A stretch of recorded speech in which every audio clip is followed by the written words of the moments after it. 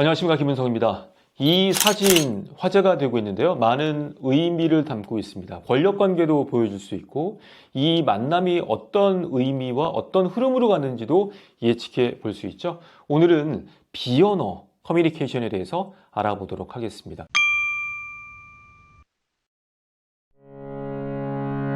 비언어도 말을 합니다. 그러니까 비언어라고 하는 것들이 뭐냐면, 언어가 어떤 내용적인 컨텐츠와 음성적인 부분이라면 비언어는 그 이외의 것들이죠. 그러니까 예를 들어서 제스처, 보여지는 모습, 의상, 움직임, 아이 컨택 같은 것들이 바로 이런 요소들일 겁니다.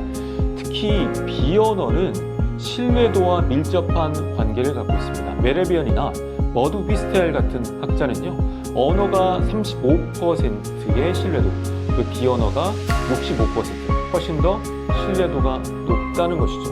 언어와 비언어가 불일치할 경우, 이때는 무엇을 더 신뢰해야 될까요? 비언어죠.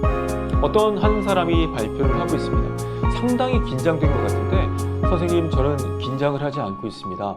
굉장히 편한 상태에서 말을 하고 있고요. 이렇게 계속 손을 떨거나 막 작두를 타는 것처럼 온몸이 떠시는 분들 있잖아요. 말은 긴장되지 않는다고 합니다만 보여지는 비언어는 긴장하고 있는 모습이 보여지죠. 그리고 일상생활 속에서도 많이 힘들지? 괜찮아요. 괜찮다로 얘기했지만 표정이 안 좋다면 이거는 괜찮지 않은 거죠.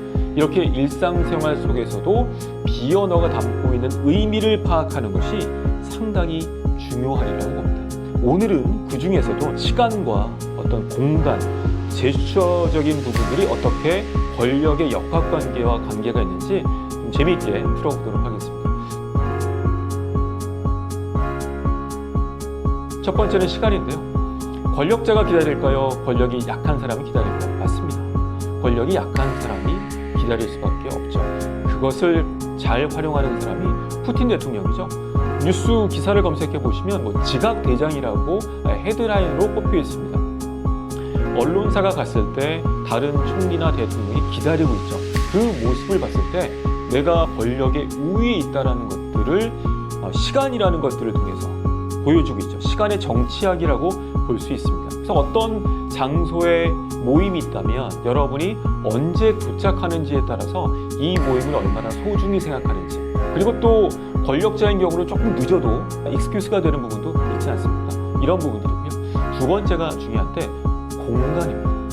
이 공간도 다양한 메시지와 의미를 담고 있습니다. 좌석 배치를 어떻게 하는지에 따라서 권력 관계도 나타나게 되어 있고요. 오늘 모임이 어떻게 흐를 것인가도 나타날 수 있죠. 통상적으로 직사각형의 테이블과 원형 테이블이 있다면 원형 테이블이 훨씬 더 수평적입니다. 미국 텍사스 대학교 마크랩 교수가 비언어 커뮤니케이션의 다양한 좌석 배치에 대한 연구들을 했는데요.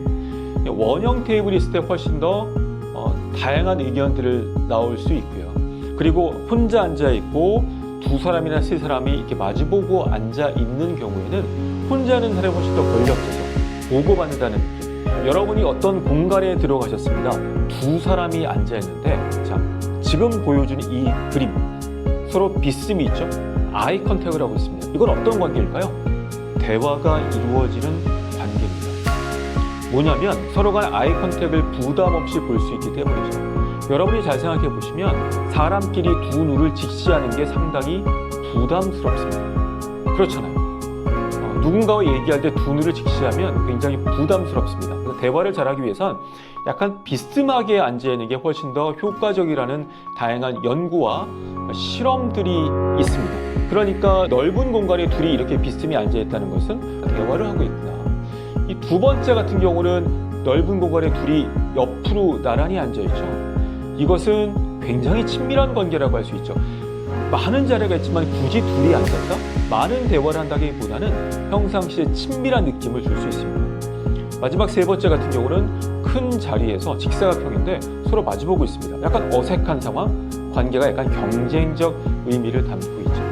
여러분들이 누군가와 대화하길 원하신다면 바로 앞자리에 앉아있는 것보다는 내 시선에서 사선적으로 사람들을 배치하거나 내가 그 자리에 앉는 것이 훨씬 더 대화하기 편합니다. 이것은 비언어적으로 많은 연구를 통해서 검증된 부분입니다. 여러분들께서 꼭 참고하시면 좋겠고요. 마지막 세 번째 제스처 같은 경우는 권력자일 경우에 제스처에 거침이 없습니다. 호주머니에 손을 넣거나 팔짱을 낀다거나 본인이 하고 싶은 전체 권역을 지배한다는 느낌을 줄 수 있죠.